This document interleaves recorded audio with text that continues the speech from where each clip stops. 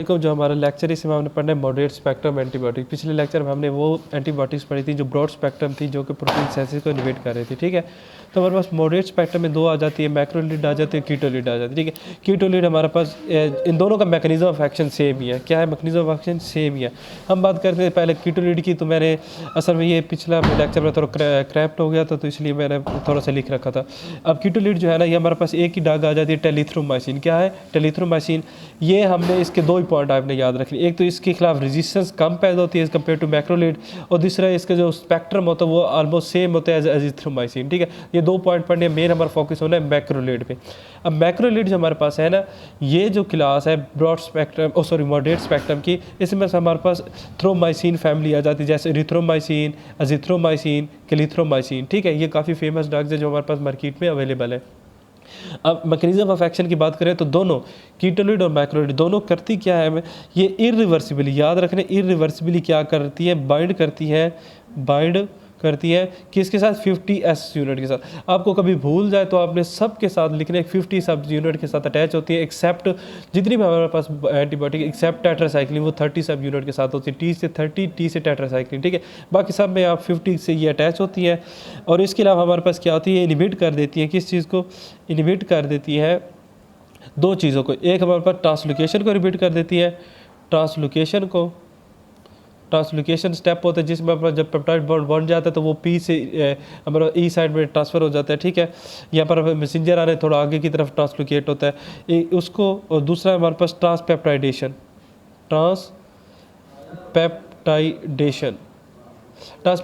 में क्या होता है कि जब पी साइड पे हमारा बॉन्ड बन जाता है ना, ये हम इधर जल्दी से मैं आपको बता देता हूँ। ये हमारे पास दो सब यूनिट है, ये मैंने लार्ज, असल में ये लार्ज है, ये स्मॉल है। ठीक है, तो ये लार्ज सब जो 50 सब यूनिट है, ये 30 सब यूनिट है एस। तो यहाँ हमारे पास तीन साइट होती है। ए साइट, यहाँ पर हमारे पास कौन सी साइट होती है? सबसे पहले ए साइट होती है, हमारे पास पी साइट होती है, यहाँ पर ई साइट होती है। ये आपको याद करने की ज़रूरत नहीं है, वैसे जिसने कंसेप्ट लेना तो चलो समझ लें। जब हमारे पास क्या होता है कि हमारे पास जो होते हैं ना ट्रांसफ़र आरएनए एक अमीनो एसिड को लेके आता है और कहाँ लेके आता है? ए साइड पे, यहाँ ए साइट होती है। ठीक है, यहाँ पे ए साइड पे लेके आता है, वो ए साइड से जो अमीनो एसिड यहाँ पे अटैच हो जाता है, मैसेंजर आरएनए उसको पढ़ता है, उसके खिलाफ उसके मुकाबले में जो भी काउंटर अमीनो एसिड आता है उसको यहाँ पे अटैच कर देता है। जब ये अटैच हो जाता है ये आगे पी साइड पर ट्रांसफ़र हो जाता है। ठीक है, तो इसको हम, और ये मैसेंजर आरएनए थोड़ा सा आगे की तरफ मूव कर जाए, इसे कहते हैं ट्रांसलोकेशन। एक तो इस ट्रांसलोकेशन स्टेप को प्रिवेंट करता है, दूसरा ये यहाँ पे ये दूसरी ये ए साइड से अमीनो एसिड पी साइड पे आ जाता है, तो एक नया ट्रांसफर आरएनए एक नए अमीनो एसिड को यहाँ पे ए साइड पे लेके आता है, इन दोनों के दरमियान पेप्टाइड बॉन्ड बन जाता है। ये पेप्टाइड बॉन्ड फिर ए साइड पे ट्रांसफर हो जाए। ये ट्रांसलेशन का प्रोसेस है, इसमें डीप आपने नहीं जाना, बस इतना याद रखें कि ये जो ट्रांसफर होता है पेप्टाइडेशन बॉन्ड होती है उसको भी ये प्रिवेंट करता है। तो सिंपल आपने याद रखें, ट्रांसलोकेशन और ट्रांसपेप्टाइडेशन को इनहिबिट करता है। बेशक आपको ये मैकेनिज्म ना भी आता हो तो इट्स ओके। असल में ये मैकेनिज्म हमारे पास हमने पहले फर्स्ट ईयर में पढ़ा हुआ है और एफएससी में भी पढ़ा हो, तो वहाँ पे आपने देखा होगा। सिंपल आपने याद रखना, ट्रांसलोकेशन ट्रांसपेप्टाइडेशन को ये इनहिबिट कर दे बाय बाइंडिंग टू द 50 सब यूनिट। ये इसका हो गया। अब ये हो गया मैकेनिज्म ऑफ एक्शन। बाकी इसकी यूजेस की बात करते हैं, सब के यूज अलग अलग है। अब सबसे पहले बात कर रहे थे एरिथ्रोमाइसिन की। एरिथ्रोमाइसिन, अब जो एरिथ्रोमाइसिन हमारे पास ड्रग है ना, सबसे पहले इसकी बात कर लेते हैं। ये हमारे पास क्या होती है, इसके यूज की बात करें तो आपने याद रखें, एक तो ग्राम नेगेटिव, ये जितनी भी ग्राम नेगेटिव ग्राम पॉजिटिव के खिलाफ यूज़ हो सकती है, ग्राम नेगेटिव और ग्राम पॉजिटिव के खिलाफ ये सब यूज़ हो सकती है। ठीक है, तो वो तो हमने लिख लिया, ग्राम नेगेटिव और पॉजिटिव सब के खिलाफ ये यूज़ हो सकती है। फिर आपने याद रखें इसके यूजेस को याद रखने, आपने याद रखना है CCMBL, 3CMBL, ये इसके यूजेस है। अब 3C से क्या बनता है? हमारे पास पहले सी से बन गया कॉर्नीबैक्टीरियम डिफ्थेरिया। ठीक है, ये आपने नाम पढ़ा हुआ है, कॉर्नीबैक्टीरियम डिफ्थेरिया। सी से बन गया क्लेमेडिया। फिर सी से बन गया हमारे पास कैम्पाइलोबैक्टर, ये बन गया। एम से हमारे पास बन गया एम से हमारा माइकोबैक्टीरियम आ गया। माइकोप्लाज्मा और माइकोबैक्टीरियम दोनों आ जाते हैं, माइकोबैक्टीरियम भी आ जाता है और माइकोप्लाज्मा भी आ जाता है, माइकोप्लाज्मा स्पीशीज दोनों आ जाती है। ठीक है, इसको माइको फैमिली भी कहते हैं, माइकोबैक्टीरियम एंड माइकोप्लाज्मा। ठीक है, बी से हमारे पास आ जाते हैं बोर्डीटेला आ जाता है, इसके खिलाफ ये यूज़ कर सकते हैं। और फिर एल से आ जाता है लेगियोनेला। एल से क्या बनता है? लेगियोनेला। अब मज़े की बात यह है कि एरिथ्रोमाइसिन जो है ना, जिसके खिलाफ ये यूज़ होती है, ये सारी जो है ऑर्गेनिज़म है, इनके खिलाफ अजिथ्रो भी यूज़ हो सकती है, क्लिथ्रो भी यूज़ हो सकती है, ठीक है। तो उनके फर्दर कुछ और हमारे पास यूज़ है वो देख लेते हैं। तो आपने एरिथ्रोमाइसिन वाला याद रखना कि सारे जो ऑर्गेनिज़म है ना, ये अजिथ्रो में भी यूज़ होते हैं, ठीक है। अजिथ्रोमाइसिन, अब जो अजिथ्रोमाइसिन है ना, पहले तो इसमें ये सारे ऑर्गेनिज़म आ जाएंगे, ठीक है। ये मैं बार बार आपको नहीं बताऊंगा। जिथ्रो और क्लिथ्रो में आपने याद रखें, ये सारे ऑर्गेनिज़म भी आ जाएंगे। इनके अलावा जो आ जाते हैं ऑर्गेनिज़म वो देख लेते हैं। इसमें हमारे पास जिथ्रो में इसके अलावा ऑर्गेनिज़म आ जाते हैं एच इन्फ्लुएंजा आ जाता है, जो कि फ्लू काज करता है, ठीक है, ये आ जाता है। इसके अलावा मोरिक्ज़ेला आ जाता है, मोरिक्ज़ेला आ जाता है।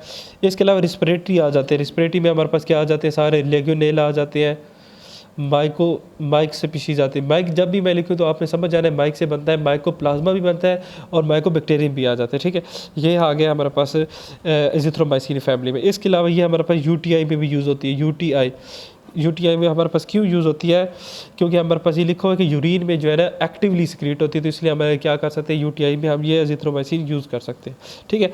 इसके अलावा जितने के 2 पॉइंट आपने एक और याद रखने, 2 पॉइंट, इसको हम अल्टरनेटिव, ये तो प्राइमरी यूज़ थे ना, अल्टरनेटिव भी यूज़ कर सकते हैं। अल्टरनेटिव ये आपने याद रखने। अल्टरनेटिव कहाँ पर यूज़ हो सकती है, जब हमारे पास क्या हो सकता है, एक होती है गिनोरिया, क्या होती है, गिनोरिया डिजीज़ होती है, ठीक है। उसे हम मोस्टली क्या देते हैं, सिप्रोफ्लॉक्सासिन देते हैं। क्या देते हैं, सिप्रोफ्लॉक्सासिन, सेफ्ट्राइक्सोन देते हैं। क्या देते हैं, सेफ्ट्राइक्सोन देते हैं। अब जब सेफ्ट्राइक्सोन वहाँ पे रेजिस्टेंट हो जाती है, सेफ्ट्राइक्सोन काम नहीं कर रही होती, तो हम इसको अल्टरनेटिवली क्या दे सकते हैं, जिथ्रोमाइसिन देते हैं। तो सेफ्ट्राइक्सोन की जब रेजिस्टेंट हो जाती है तो ग्लोरिया को हम जिथ्रोमाइसिन से ट्रीट कर सकते हैं। इसी तरह जब हमारे पास पेनिसिलिन जी की जब रेजिस्टेंस हो जाती है अगेंस्ट द सेफिलस, तो हम क्या यूज़ कर सकते हैं, हम अजिथ्रोमाइसिन को यूज़ कर सकते हैं। ये 2 एमसीक्यूज़ में आते हैं, आपने ये अच्छी तरीके से ये कम से कम याद कर लेना, ठीक है। फिर हमारे पास लास्ट में एरिथ्रो भी होगा, जिथ्रो भी, लास्ट में हमारे पास क्लिथ्रोमाइसिन आ गया, हमारा टॉपिक ख़त्म हो जाएगा। ये बहुत ही इंपॉर्टेंट टॉपिक है, क्लिथ्रोमाइसिन, क्लिथ्रोमाइसिन। अब क्लिथ्रोमाइसिन की बात करें, पहली तो बात ये है कि जितने भी एरिथ्रो वाले थे 3C और MBL, ये सारे इसमें आ जाएंगे। इसके अलावा जो आ जाती है इसमें, वो एक है मैक से पीछे से क्या बनता है, मैक से बनते हैं माइकोबैक्टीरियम एवियम कम्प्लेक्स ऑर्गेनिज्म है, ये आ जाता है, ठीक है। इसके अलावा हमारे पास एक और ऑर्गेनिज्म है एच पाइलोराई आ जाता है। एक ये आ गया, दूसरा एच पाइलोराई आ गया। आपको पता है पेप्टिक अल्सर वगैरह ये कर देते हैं, उसमें हम ये यूज़ कर सकते हैं। 2 ऑर्गेनिज्म के अलावा बाकी सारे जो एरिथ्रोमाइसिन वाले ऑर्गेनिज्म वो आप लिख सकते हो, ठीक है। ये आपने बस यहाँ तक याद करना है। अच्छा, अब इसकी बात करते सकते हैं हम एक और, हमारे पास ये तो हमने 4 बात कर ली ना, हमने एरिथ्रो, अजिथ्रो और क्लिथ्रोमाइसिन 3 कर लिए ना, क्लिथ्रो और एरिथ्रोमाइसिन। इसके अलावा हमने टेलिथ्रोमाइसिन भी कर लिया, तो ये मैंने आपको पहले करा दे। एक हमारी बुक में लिखा हुआ है फेडोक्सामाइसिन, क्या लिखा हुआ है, फेडोक्सामाइसिन।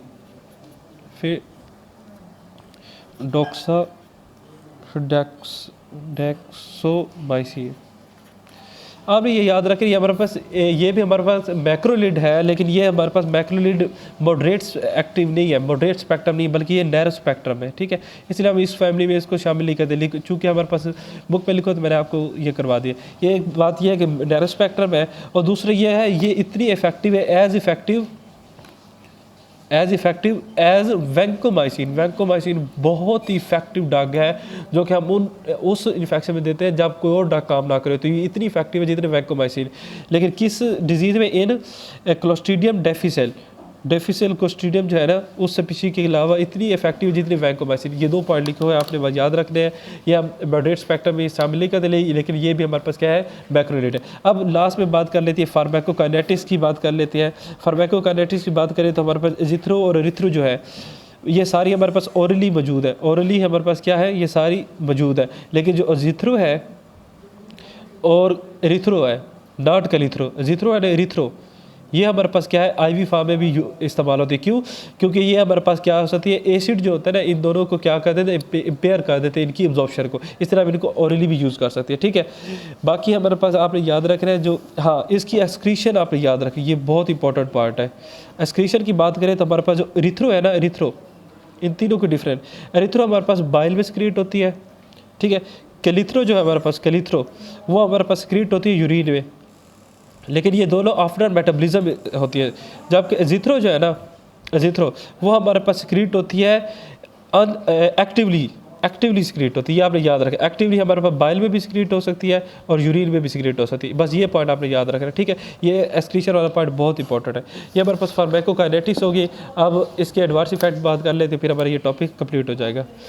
एडवर्स इफेक्ट की बात कर ले तो हमारे पास क्या आ सकते हैं इसके एडवर्स इफेक्ट, आपने इसके नाम से याद रख रहे हैं, मैक्रो से। किससे याद रख रहे हैं? मैक्रो से। बिल्कुल आसान है। एम से आपने याद रख रहे हैं मोटेलिटी जो हमारे पास है, मोटेलिटी अब GAT को क्या कर देते हैं, उसकी क्या कर देते हैं, डिस्ट्रेस कर सकते हैं। GAT डिस्ट्रेस कर सकते हैं, ठीक है। GAT डिस्ट्रेस और मोटिलिटी को क्या कर देते हैं, इंक्रीज़ कर देते हैं। और सबसे ज़्यादा इंक्रीज़ कौन करता है? एरिथ्रोमाइसिन करता है, एरिथ्रो, ठीक है। ये नाम मिक्स आपने नहीं करने, इसलिए आप इसको एरिथ्रो को गैस्ट्रिक पैरालिसिस में भी यूज़ कर सकते हैं। गैस्ट्रिक पैरालिसिस में क्या होते हैं, जो स्टमक है उसकी पैरालिसिस, वो पैरालिसिस नहीं कर सकता, फूड आगे नहीं जा सकता ड्यूडिया में, तो गैस्ट्रिक पैरालिसिस में हम एरिथ्रोमाइसिन यूज़ कर सकते हैं। लेकिन ये हमारा इसके पास क्या है, एडवर्स इफेक्ट भी है, ठीक है। इसके अलावा ये ए से एलर्जी काज कर सकता है, ठीक है। और सी से हमारे पास क्या हो सकता है, सी से हमारे पास ये बहुत इंपॉर्टेंट, कोलिस्टेटिक जॉन्डिस काज कर, सिस्टाटिक जॉन्डिस काज, ये इसकी स्पेलिंग आपने देख लेनी है, जॉन्डिस काज कर देता है, ठीक है। ये आ गया, ये खास तौर पर एरिथ्रोमाइसिन करता है। कौन करता है? एरिथ्रो। अभी तक हमने दोनों एरिथ्रो के देखे हैं, ठीक है। फिर हमारे पास क्या कर सकते हैं, आर से हमारे पास क्या कर सकते हैं, रिवर्सिबल, आर से